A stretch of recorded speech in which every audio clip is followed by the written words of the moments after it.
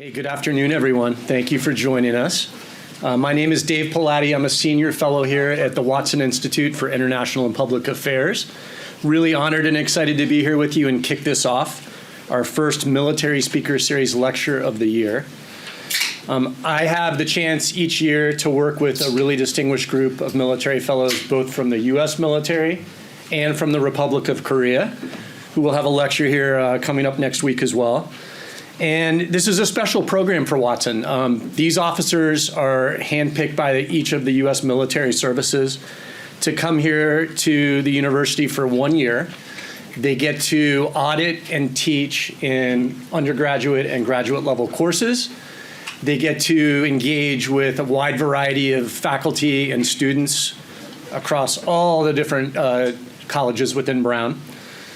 And they also engage in security-related seminars, as well as deeply research important topics to humanity, where they work with both faculty and students. So they get a lot out of it, but Brown, we get, I would argue, more. We have a chance to learn from each of their very unique, specialized backgrounds in the military, again, both from the US and from the Republic of Korea.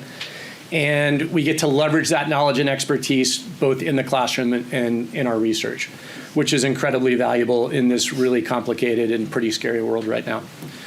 Today, I'm excited to introduce Major Ted Powers. He's a US Marine. I'll give you a little bit of his background here in a second. But he's going to speak on a topic that obviously has a big draw: leadership. His lecture is called How Marines Lead, Building Elite Teams Through Trust and Empowerment. And having seen what he's been working on, this can apply to any sector in society, which I think is really exciting. Ted is a career supply officer within the Marine Corps, which means he gets stuff to people. He makes sure that Marines and the rest of the militaries that they're working with have the equipment and the supplies that they need. And he has a really impressive and distinguished track record of success throughout his career. His assignments, they're going to be some military terms thrown together here, but I like to always say where they came from. Ted's worked with the 22nd Marine Expeditionary Unit, the Marine Corps Mountain Warfare Center, and the 1st Battalion, 5th Marines in permanent assignments here in the United States. And then he is deployed to numerous countries around the world, really with 3 different unit in commands. The Special Purpose Marine Air Ground Task Force, Crisis Response Africa, that's the biggest mouthful. Marine Rotational Force-Darwin, which is in Australia, and I'm sure was an amazing deployment. And the 34th Marine Expeditionary Unit. And Ted has led teams ranging from 10 to up to 150 Marines. So keep that in mind as he's talking to you today.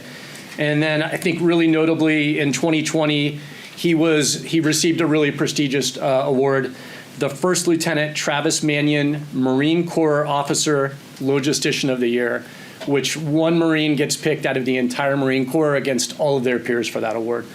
Ted earned a bachelor's in English and Communication from the University of Maryland. He got a Master in Science and Leadership from Michigan State, and he was also a distinguished graduate of the Marine Expeditionary Warfare School. And just before coming here, he was at Cornell University, second in command of their Navy Reserve Officer Training Corps unit.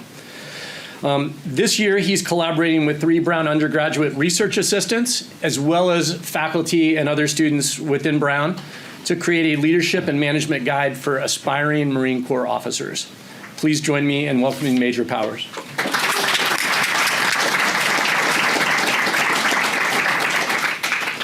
All right, everybody, how are we doing? Feeling pretty fired up?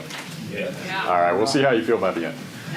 But regardless, I appreciate you all being here. I know that your most important resource is your time, so I appreciate you spending an hour with me here this afternoon.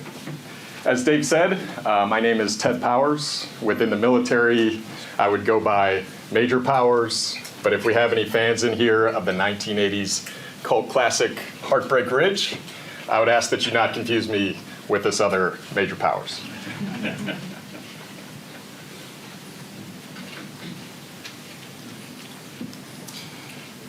Just give me 1 second.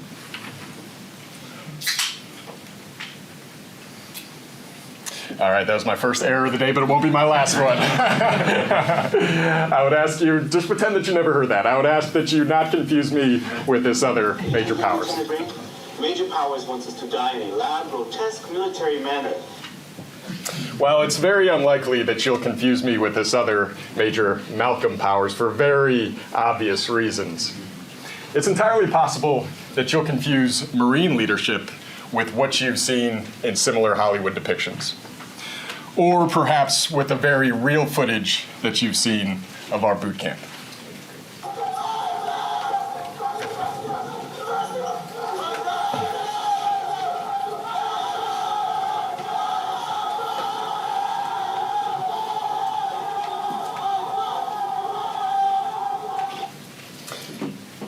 With that video, you're definitely very lucky that the sound system's not working, so that you couldn't hear that one at full volume. But anyways, you might even think that in such a hierarchical organization, we just order our Marines around like robots. You might think that lower-ranking Marines just wait to be told what to do. But no, you would be thinking of the minions, not the Marines. They're actually quite different. There is, however, some truth behind all of these misconceptions. Boot camp is undeniably intense, a rigorous 13-week process designed to turn individuals into a team with a collective identity and to ensure that they can withstand the pressures of combat. Before they graduate, at the end of a 54-hour crucible, they earn the Eagle, Globe, and Anchor and are called Marines for the first time. Drill instructors, when they raise their voices, do so to simulate the stress of combat, not to preview how those Marines will be led thereafter. And yes, technically, I could just order my Marines around. In that sort of transactional relationship, tasks could get done. But that wouldn't bring out the best in my Marines. And I've always reminded myself of one thing, that our Marines, your Marines, didn't join to become robots. They joined for a variety of reasons, ranging from what they believed about our service, to how well they would be led in uniform, to the kind of woman or man that they would become as a Marine. Even knowing that they would have to get through this guy and his colleagues to earn that title. Or perhaps it's that challenge that made earning the title all the more alluring. And I know what it's like to have that desire. When I was a junior at the University of Maryland, I was looking for a career that would provide a sense of purpose every day. And honestly, I really just wanted to be a part of an elite team. And I knew what a winning organization looked like, having grown up in Chicago in the 1990s. And so I went to the nation's toughest leadership academy, Marine Corps Officer Candidate School, and somehow my neck doubled in size. I promise you that is not Photoshop, that is not bad AI like this is right here. That is a real picture. And in the 14 or so years since that photo of a giraffe was taken, I've seen 3 consistent ingredients of our elite Marine teams. Our teams are built on trust, empowerment, and a relentless commitment to the team. I hope I can convince you that these ingredients are equally applicable to any team, especially on a campus like this where you're surrounded by great teammates on all sides. And I want you to walk out of here feeling ready to take some of these principles to your own team. You see, ladies and gentlemen, the mere fact that I am standing here right now is a tribute to the Marine Corps' trust and empowerment of its Marines. Basically, the Marine Corps told me, but not in these words, we trust you. Go create value for the U.S. Marine Corps and for the great students of Brown. Send in an update once a month. Come see us in Quantico 3 times a year, but otherwise, everything else is on you. You see, that's trust and empowerment at an organizational level. Just like the trust that we're going to talk about today, starting now, at the small unit interpersonal level. But first, what is trust? So according to our main source of institutional guidance, Marine Corps Doctrinal Publication 1, trust is an essential trait among leaders. But what is it? What really is trust? For one, it's confidence among comrades, the belief that I'll have your back and you'll have mine. It is therefore necessarily a 360-degree concept. Our elite teams are best when they're full of an organization in which everyone trusts everyone else. It's therefore a reciprocal concept. What we're looking for is mutually shared trust up, down, and sideways throughout the organization. But even within an elite organization like mine, there are low trust and high trust environments at the small unit level. You see, all these things not to do, what we could call indicators of a low trust environment, that's actually the way that I led, unfortunately, in my first Marine job as a 23-year-old. I was the supply officer for an infantry battalion that deployed from Southern California to Okinawa, Japan. We left for our deployment about 1 month after I got to the unit, and I was charged with leading 10 Marines, ranging in age from 19 to 28. This team was responsible for budgeting, procurement, accountability, and running the battalion's warehouse. And I don't remember all the details, and even if I did remember all the details, I wouldn't bore you with them. But I just have this one very vivid memory. My senior enlisted leader and I were in the corner of this open office that kind of looks like this room, where all of our Marines worked, and all of them could hear me as well as you can hear me right now. And I just have this really haunting memory of me going line by line with him right next to this whiteboard and getting increasingly irritated when he hadn't magically made the sort of progress that I had hoped for. Ladies and gentlemen, I was stressed and I was untrusting, and because of that, I was micromanaging my team. You see, ladies and gentlemen, when you do that, when you act like I did at the age of 23, you put a lasso around your whole team. You keep them reined in. Through no fault of his, I didn't extend the kind of trust that he was rightfully due and that he deserved and that would have made us more successful.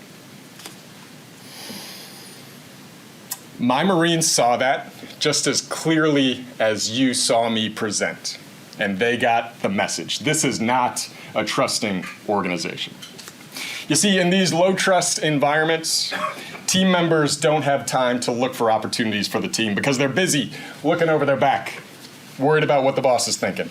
They're afraid to take chances and afraid to fail because they're walking on eggshells. We see low levels of engagement on these teams because when it's a low-trust environment, people don't identify with the team, and therefore they don't give their best efforts. And numerous studies have shown, as you and I have seen in our own lives, that it is the leaders of organizations who enable high-trust environments to thrive. And therefore, it is the leaders of organizations that cultivate low-trust environments, as I did when I was 23. I hope you never see the worst of yourself, as I did. I hope you learn the lesson vicariously through me. But as for me, I wouldn't trade that lesson for the world, because here's how it ended. It was late at night in the battalion's command post, and I was on duty, coincidentally, with one of my best non-commissioned officers, a corporal named Andy Acosta, who's now a high-ranking gunnery sergeant. And it was late at night, and there wasn't too much to do besides talk to each other. We were about to go home to Southern California within the next couple of weeks, and he had been born there in East Los Angeles, and LA had taught him, among other things, to fear no man. so he just laid it all on me. He told me how the team was doing. He told me how it felt to be micromanaged.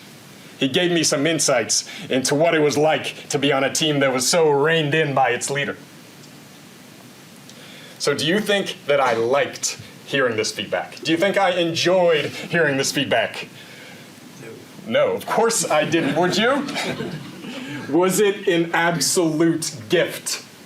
A lifelong gift that I got from then Corporal Acosta? Yes, it was.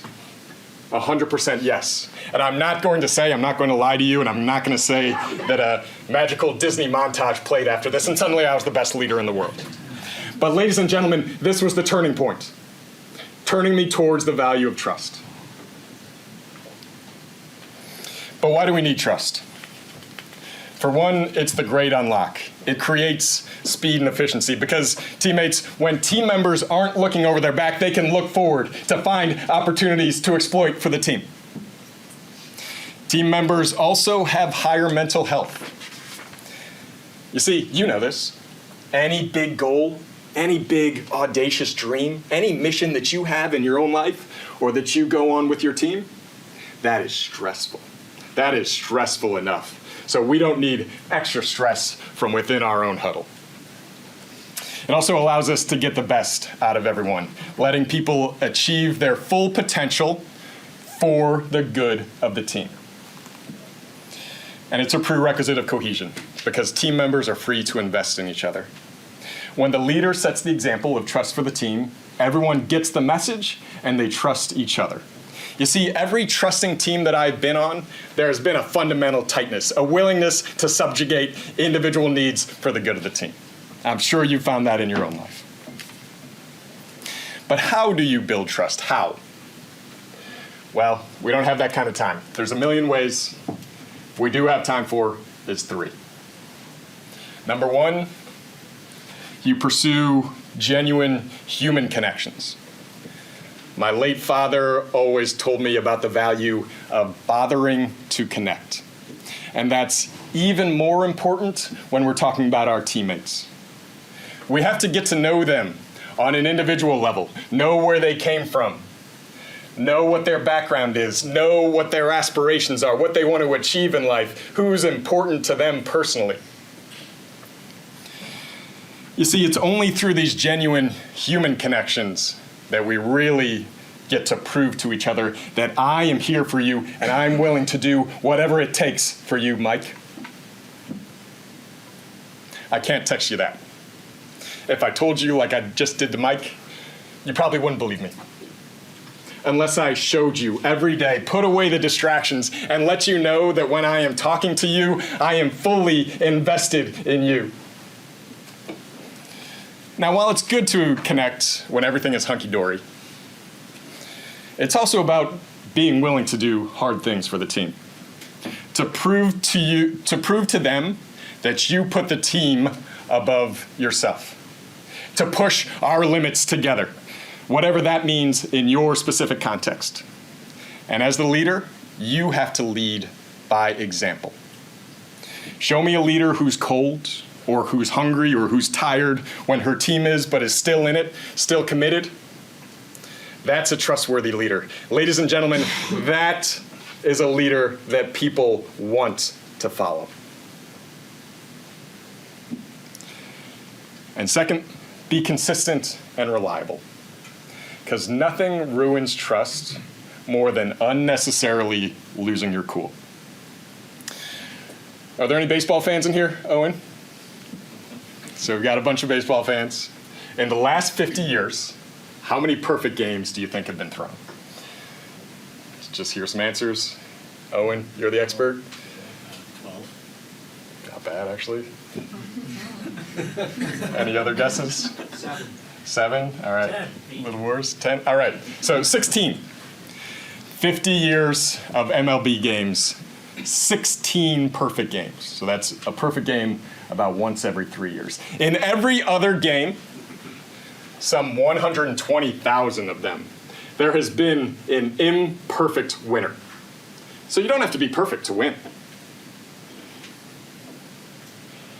What you need to expect from your team is not perfection, but for them to hustle, for them to give their very best, just like they expect of you. Don't ask for perfection. You see, ladies and gentlemen, I want you to be what I like to call a 60 beats per minute leader. I'm sure your heart rate, your resting heart rate is whatever it is. Most of you look like you're in much better shape than me. But the point is, I want you to keep your heart rate consistent when things are going wrong. Rudyard Kipling, in his legendary poem, If, challenged you to keep your head when all about you are losing theirs and blaming it on you. You see, ladies and gentlemen, if you can do that, you will have a magical power. You see, few things build more trust than calmly steering your team out of a crisis or a momentary setback without unnecessary outbursts. My dad also always told me, act, don't react. Actively pursue your goals rather than passively reacting to every change in your external circumstances or every provocation from someone else. You see, ladies and gentlemen, if you can keep calm, you can do two things. Number one, you can make better decisions.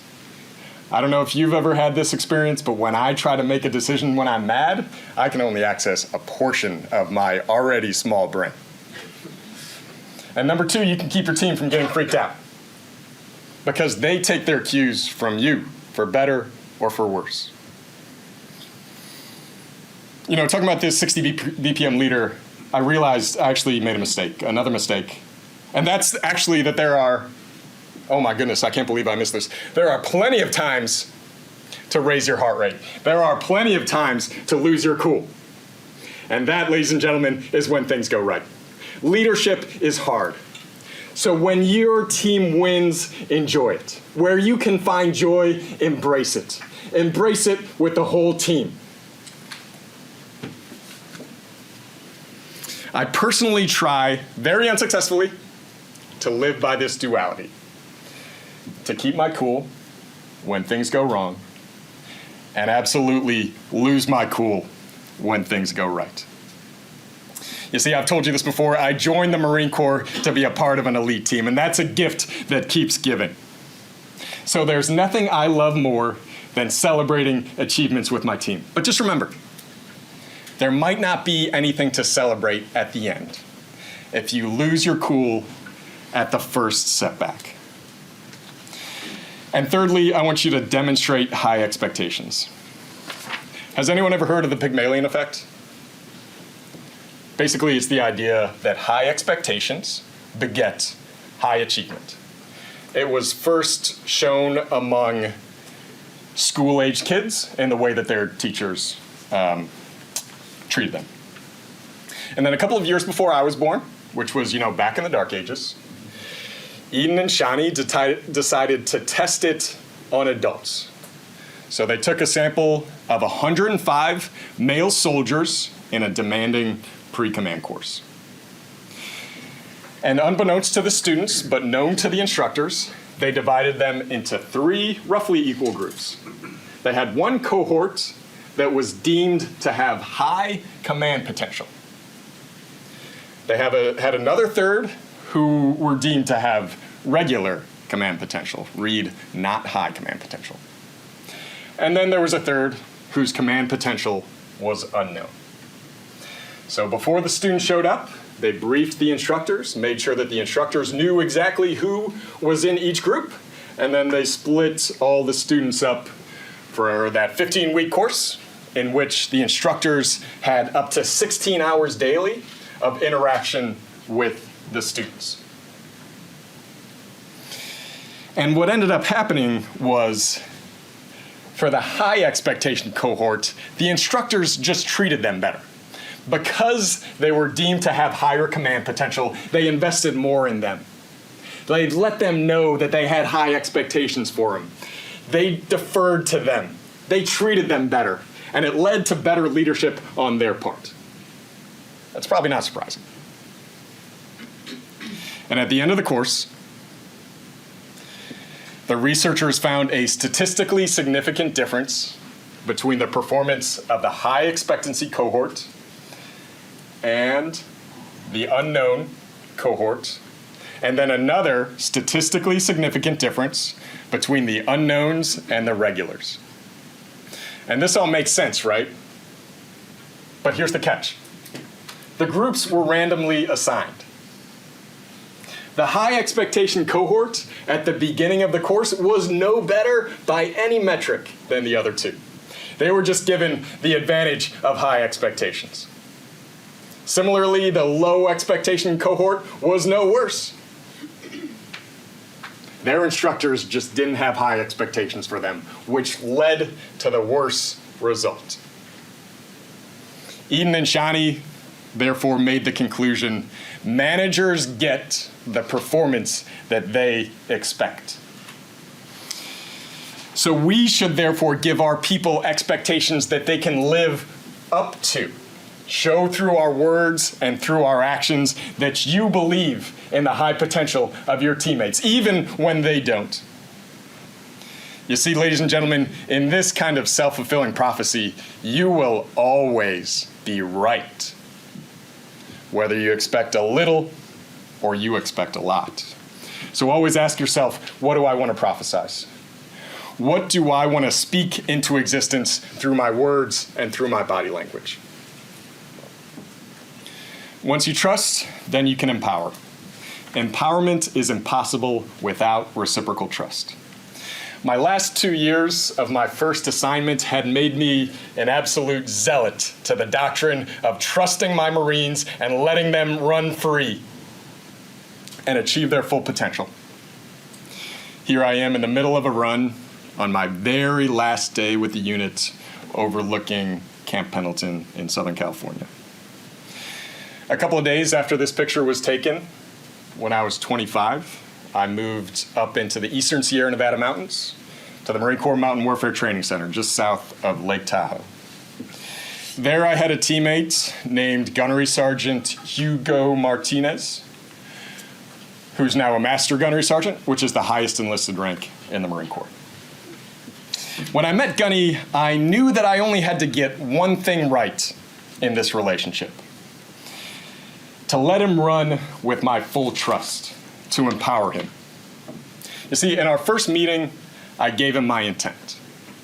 The last crew had struggled on a recent inspection, and the warehouse that he was inheriting was in a relatively lackluster state. You see, if I had micromanaged, as I once did, I would have said, okay, let's do this and that and the other thing, bop, bop, bop, bop, bop, deadline, deadline, deadline. But instead I said, this is what I think success looks like. And this is why. Do you see things any differently? You see, if I had given Gunny tasks, he would have completed those tasks with haste. But when you give intent and you let people run to the best of their abilities, to run free in the direction of mission accomplishment, to find opportunities that you didn't even know existed, that's where the magic happens. So let me tell you about this magic. So he comes back and he tells me, here's how I'm going to overhaul the warehouse. These Excel documents that we're using for inventory, no, we're not going to use those anymore. Hand-generated custody cards, no, this isn't 1984. Manually updated tracking of inbound packages, no. We're not going to do that. We're going to use barcode scanners. And we're going to integrate everything, all the functions that we do in a warehouse, into one Microsoft Access database, and we're going to call it the Warehouse Inventory System, or the WIS. So he builds this thing. He just grinds and grinds and grinds, works his butt off, makes this thing just the product of his imagination and his work, hard work. Puts it together, and we send it to the senior warehouse Marine at Headquarters Marine Corps. And he loves it. And we sling it all over the world to other warehouses, other Marine supply units, and they love it and they adapt it for themselves. And before you know it, his whiz, the product of his initiative, became the mandatory inventory system throughout the Marine Corps in 2019. And if you go into any battalion level warehouse throughout the Marine Corps today, anywhere throughout the world, you should see his system. That is what empowered Marines do.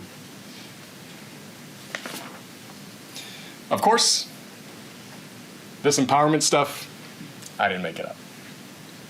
It's written into our institutional guidance, and it's a part of our Marine ethos. You see, in the United States Marine Corps, we believe in something that we call commander's intent. So our senior Marines owe 3 things in their intent statements to their Marines: purpose, method, and end state. Why are we doing this? Generally, but not specifically, how, and what are we going to achieve? What's it all going to look like when we're done? So that's what we call top-down guidance. It's followed, more importantly, by bottom-up violent execution, in which our Marines are empowered to make adjustments as the situation changes, using their best military judgment in order to achieve the overall end state. See, in our system of leadership, our Marines retain a sense of agency. We always want them to have that internal locus of control, because we see them as thinking warriors, imbued with the trust of their commanders to, I should have thought of an example before I stood up here. So let's just pick like a random thing that lots of Marines are probably doing about right now at 12:34 on a Wednesday, and that's slaying dragons. It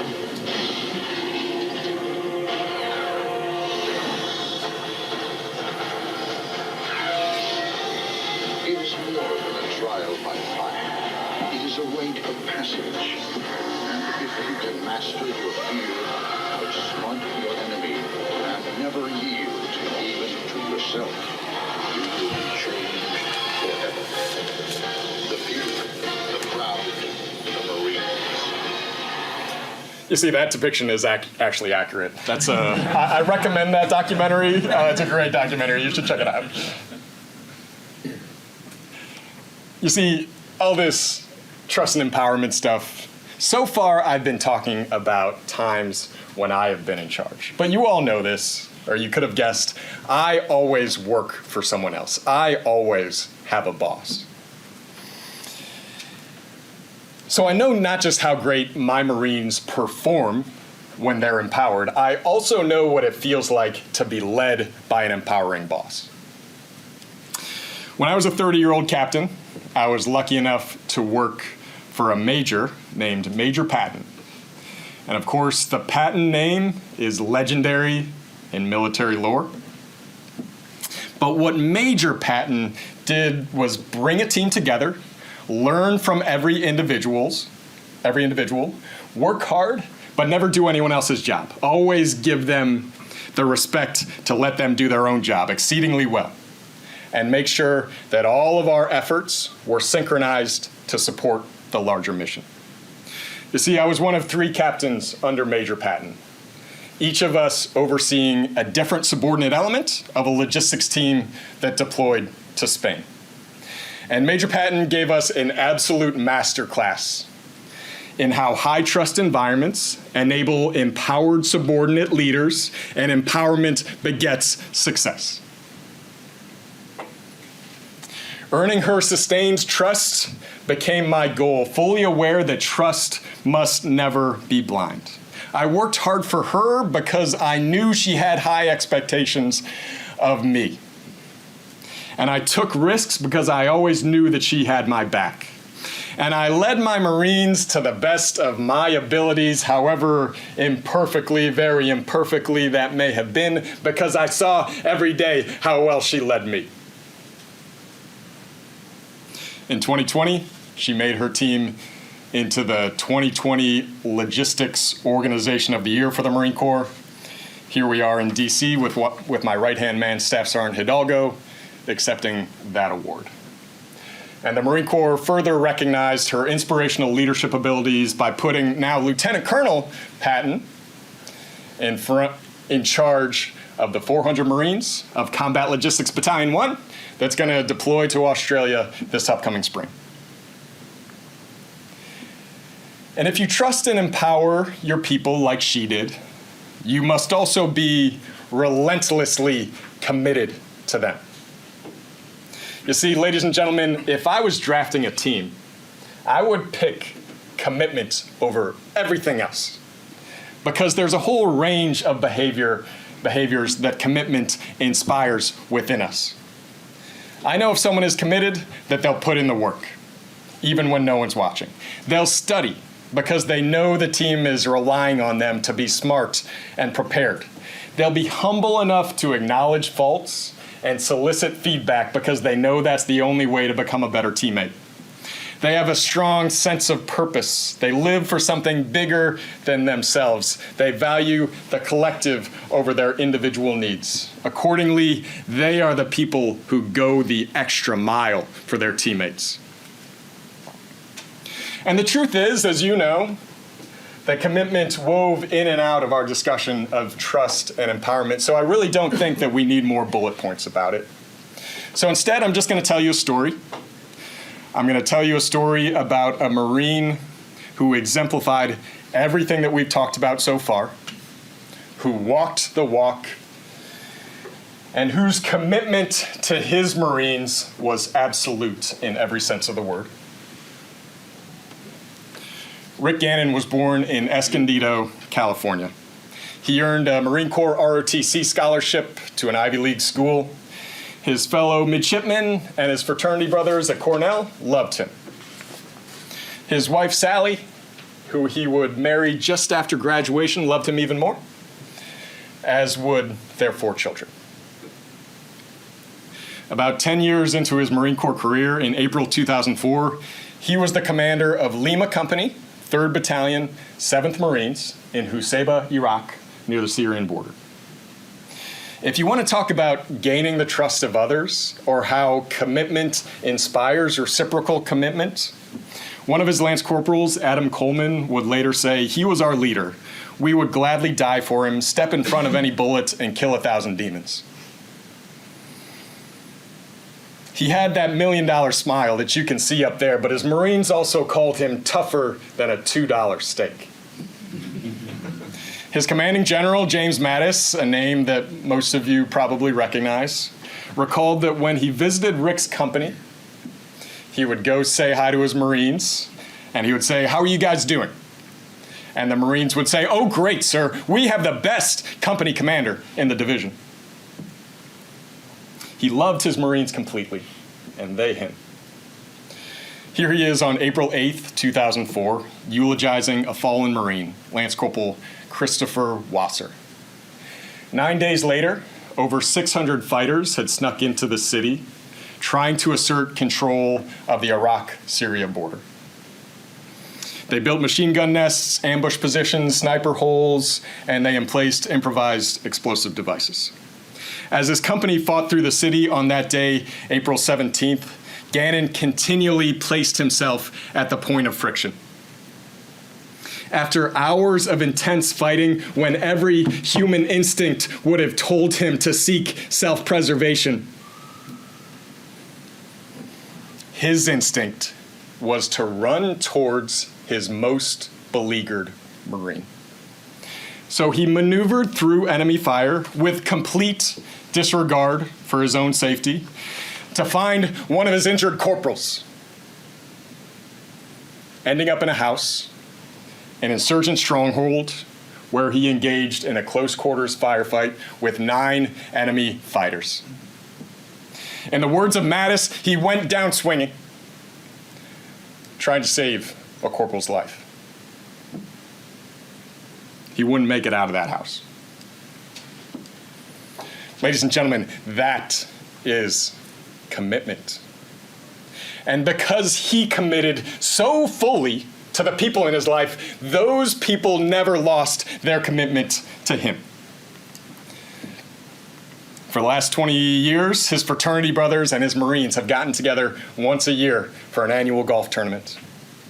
His hometown of Escondido, California, just dedicated this bust in his honor to make sure that his memory lives on forever.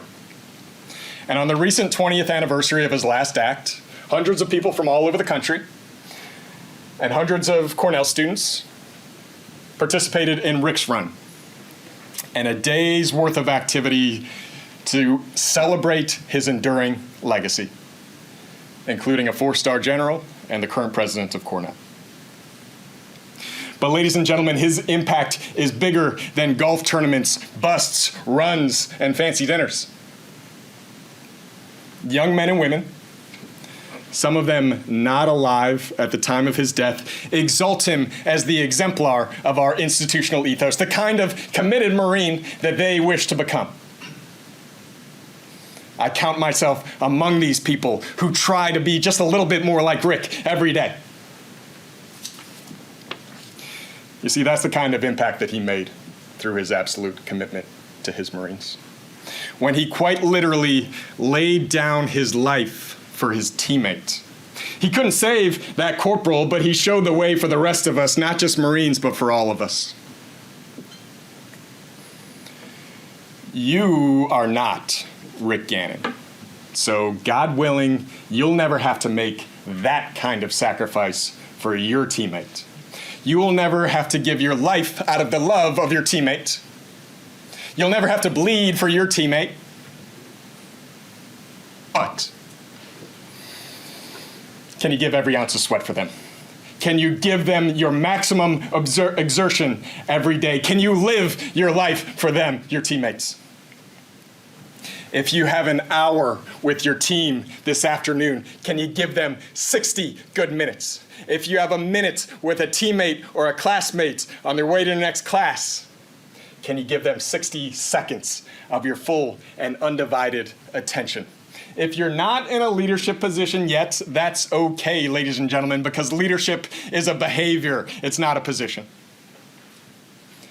So trust your teammates. Bother to connect with them. Be consistent and reliable. Be that 60 BPM leader until it's time to celebrate. Have high expectations for them, knowing that your expectations are a self-fulfilling prophecy. Empower your teammates. Let them run free, unburdened by the weight of doubt. Make your belief in them so big that it outweighs their natural self-doubt. And commit to them. Absolutely and without exception, now and forever.